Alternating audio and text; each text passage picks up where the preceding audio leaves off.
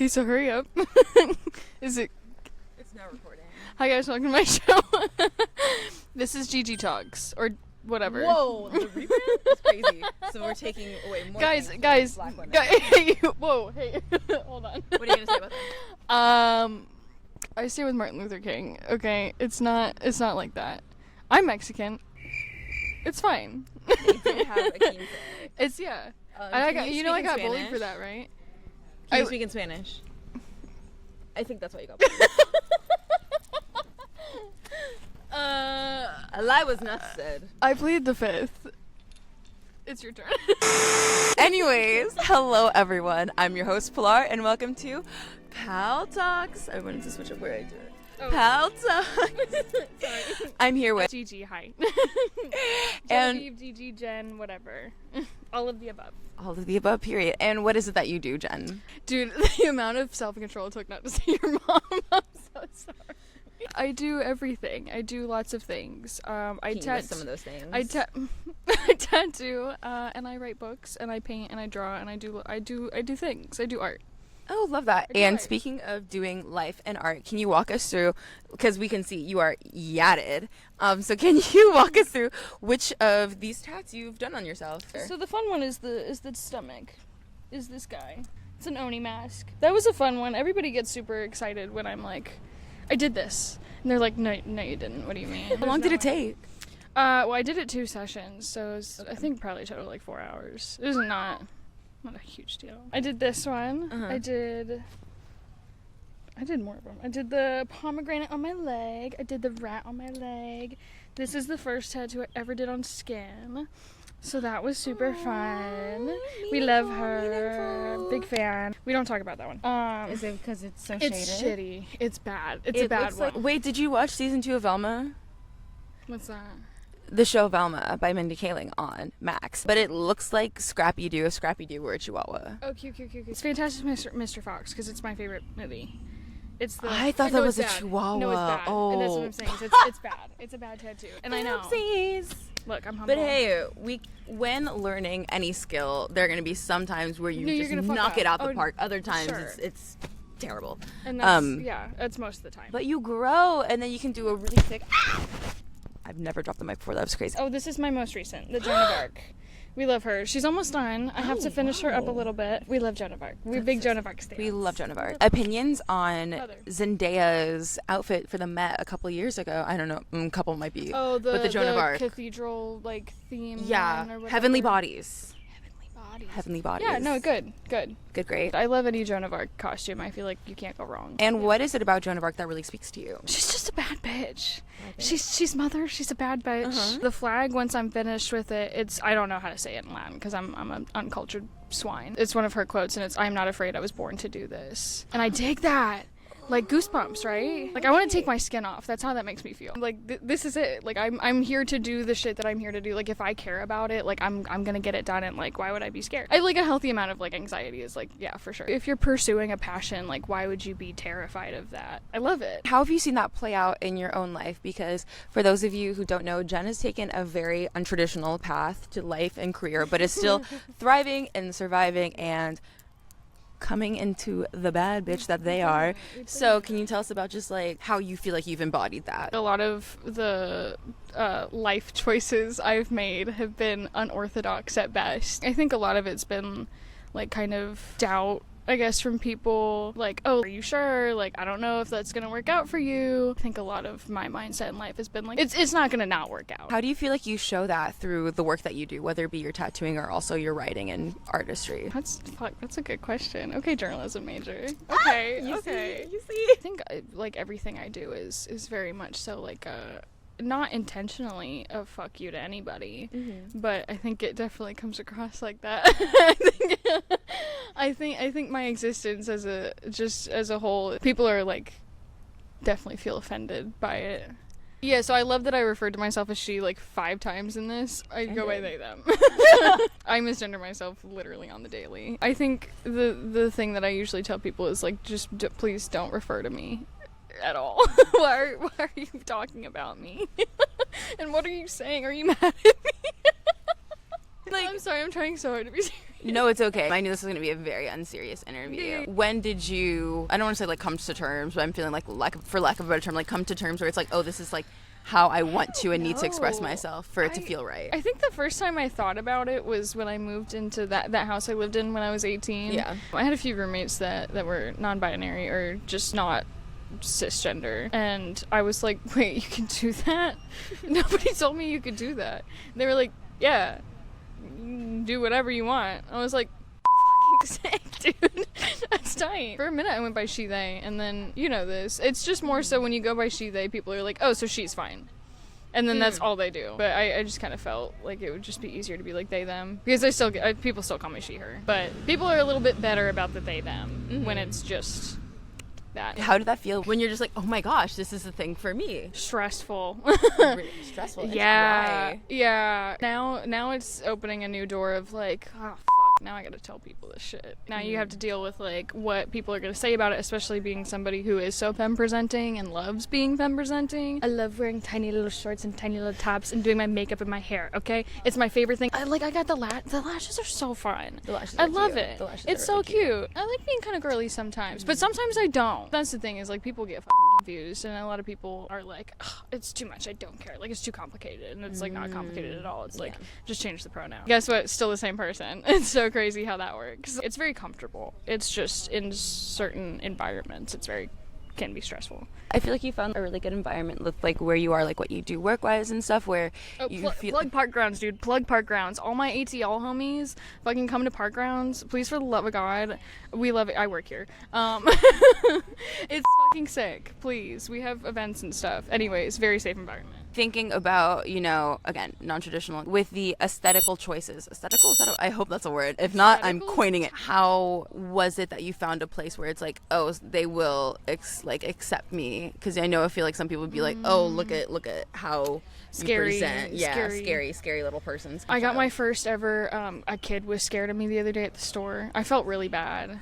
I don't super love children, but I don't want to scare them, you know? Gosh. Yeah, I was at Goodwill, and this kid was like petrified, like frozen, wouldn't move, and then ran to their mom, was like, Mommy, that one's kind of scary. I was like, I mean, she's not wrong. And I was trying to be like, hi, like, I'm not scared. And I think it scared her more. The scary thing is talking to me. I'm the sleep paralysis demon. Do you want to know the real reason? Yes. Guys, fucking, you heard it here first. I felt like if I had like tattoos, specifically the piercings, I've always felt like if you have piercings, you don't have to do your makeup. Because I'm wearing it. This is it. That is probably the most you answer I could have ever expected. It wasn't like I saw this and thought it was really dope, and it just feels like me. It was like, oh, I don't have to do my makeup now. Yeah, I mean, no, because it's like, because I really, really dig like the kind of makeup that you do with all the like glitter and sparkles and the color and stuff, and like all the different like shapes. I love makeup. I think it's so cool. I don't care. There was a time they were big. Yeah, no, I know. Big. Like, I want the mic to really pick up on big into the heavy makeup. Oh, a lot. A lot. We're early 2000s. Yeah. Like it's part of our identity. Color all the time. Yeah. Clearly. Oh yeah. Also, I want everyone to notice our matching hair. I did not plan at all. You can just go out and exist versus like how you're Beyonce. You like just woke up like this essentially. Right. I put several bumper stickers on the Bentley, and you know what? She looks fucking fire. The Bentley does look great. It's a good Bentley. It's not a Bentley. At best, it's a 2007 Honda Civic with no AC.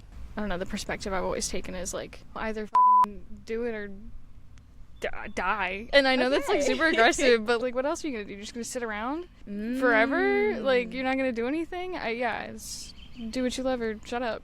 That's so beautiful. And then is it beautiful? No, I think so, because it's my like dad always used to say that. Oh, so this is the thing that you got instilled from you from parents. Yeah. It was the only point in life is being happy. Nothing else matters. Do you feel like the people around you, and like parents included, have like appreciated that and kind of like pushed you forward in that, or do you feel like there's still been some like resistance from those around you? I've always felt a lot of, I don't know what the word is. It's, I guess, support. It's more so like we love you. You know? And it is, and that is the feeling, is a little bit like, all right. Where it's like, we're still we're still parents and always want the best and like most direct. Yeah. But if you're not gonna do that, then sure. What can we love? But like we want you to know that like you. Recently, it's I think the past like year or so, it's been a lot of we didn't know you could do that. So it's definitely been a lot more appreciative and supportive on that end. I can't imagine being a parent and like having a kid. I'd be a little bit like, whoo, okay, you know, like I get it. Thinking about decorating and the aesthetics of the self, I want to do a little quirky fun game thing with you where we design tattoos for one another. Woo! So we're going to grab some pen and paper and I will explain the challenge. I'm going to start beatboxing for you guys. This is my secret hidden third talent, okay? Okay, bust it out. The whole premise of this is just to show like, hey, everyone has their own unique style. We're gonna design a tattoo for one another. Ooh, actually, we're gonna make it based off of each other's personality. So just to save y'all the trouble, I will stop recording here and then we're just gonna jump cut to it being done. You gotta watch the whole thing. Yeah. So exciting. I feel like we're almost done. I think you're gonna love mine and it actually might become one of the next tattoos that they get. I wouldn't be surprised. Okay, wait, who should go first? Should it be me or you? You should go first. So I'm gonna show y'all first and then I'm gonna show Jen. So this is it. I actually It's a pigeon with an axe. That's so real. It looks like a pigeon from that book series. That's what I was at first I was thinking like, you know, the baby duck holding a knife. For Jen, I feel like it would be a pigeon because grungy. And axe because grungy. Imagine if this were like a cutified pigeon. I feel like this would be great. I drew like the little heart in the eyes to show like lover person. A little bit like a flail. I don't know what a flail is. But Handle with a chain and like the ball with the spikes on it. The pigeon could also be holding that. I feel like the chain link might be a little too much like detail for me. And I signed it with this is my signature, guys. One day this will be worth millions. I'm really into it. So here you go. I actually really like it, and I actually will maybe steal this. That's cute. Right? Ah! This is what I did. You can see it through the. This is it. Whoa, walk us through it. Girl, I don't know. Well, because I was like a little sun. Because you give like sun like tribal like vibes, especially with all the rings and stuff. Like I like the like abstract, pretty nature things. I like it. I think it's. I love that. Yeah. I think it'd be like a shoulder piece. Ooh, like a yeah. You're very beachy island. Oh yes, I've been really into beach. Like I have like clam. Ooh, cute. Since we did this little tattooing activity, talk about your journey to tattooing because you started off sketching and then how'd you end up getting the ink to the skin? I love doing art.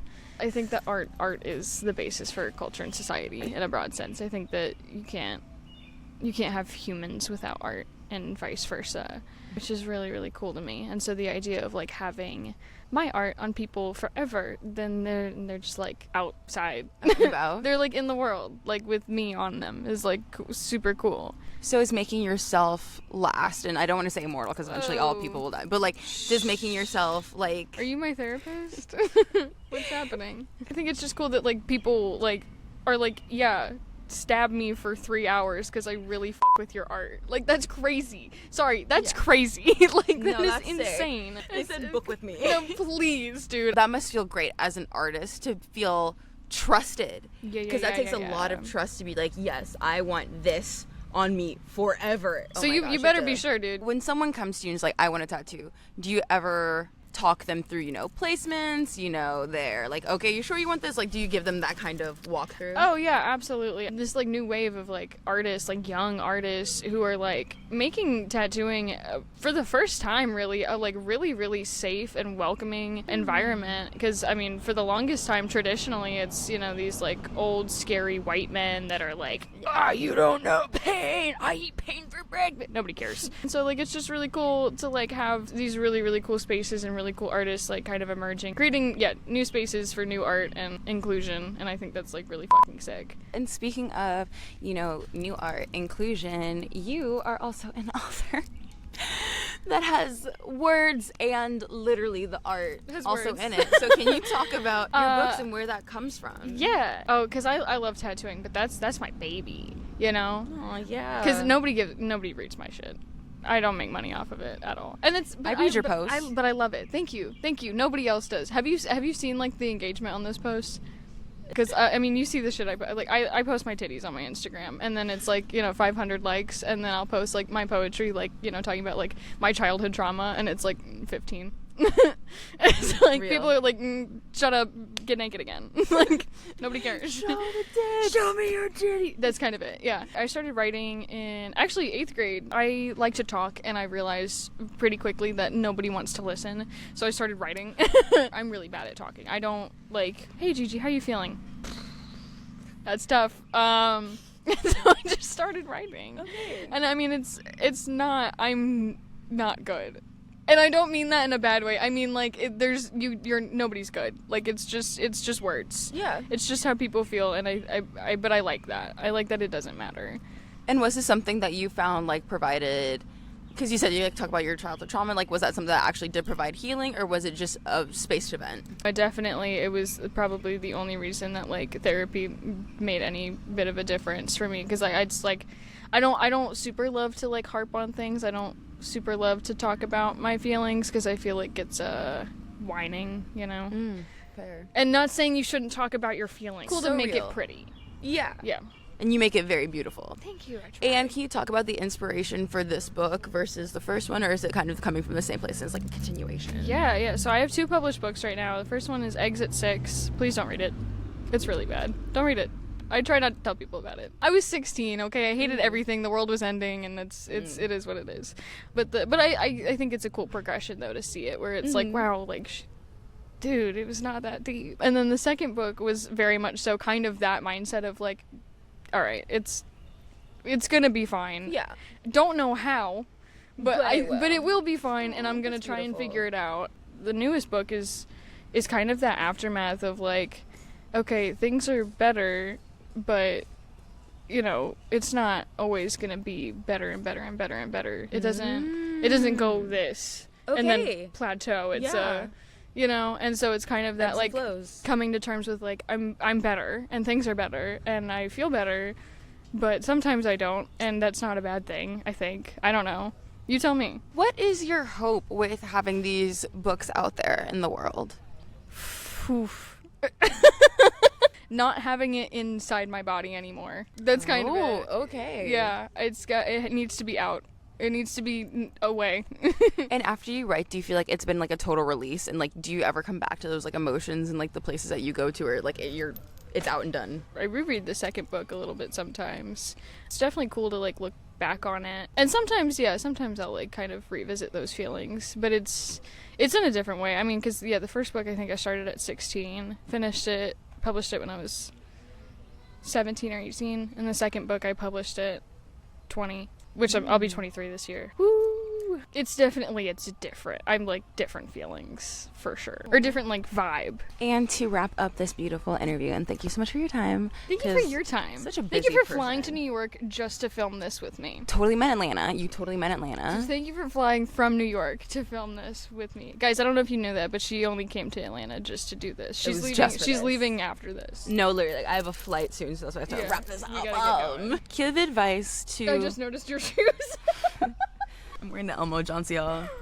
Yeah. I hate it. No, you love it. No, it also, like, it kind of got on my nerves, like, once I saw, like, how different the reds were, but I'm like, it's up top, and, like, my bag is, like, it's still up top. It's good. It's good. Yeah, these are almost. Yeah. Again, you've lived a very untraditional life, and you express yourself in very untraditional fashion. So what would you say to that, like, little person, maybe even grown person, who feels like that's their true self, but, like, they haven't gone for it? So, like, what would you say to them? I shouldn't have the platform, really. I feel like you should. I feel like you're the perfect example, because you're someone just doing it. Well, that's it. I think, nobody's gonna do it for you, and it's good to have people that, like, care about you and, like, go, like, oh, you got it. For the most part, it's very what else are you gonna do? You know, you cry about it? You could definitely do that, but it's not gonna do anything, really. And that's coming from somebody who cried about it for 17 years and then was like, this kind of sucks, actually. So do something. Do literally anything. It doesn't matter what you do. You could do anything. You could start, I don't know, cobbling. Like, it doesn't matter. Ooh, cobbling. That's fire. You could do anything, dude. Yeah, I don't know. Paint phone cases. Yeah, that's it. So it's giving the Nike slogan, just do it. Just do it. Just do it. You know where they got that from? Where? Me. Please don't come for me, Nike. Nike's really, actually, we hit you with a Cease and lawsuit. desist. Yeah, no, No, literally. literally. Dude, that's so sick. That's it. Love that. Thanks. Oh, fire. Oh,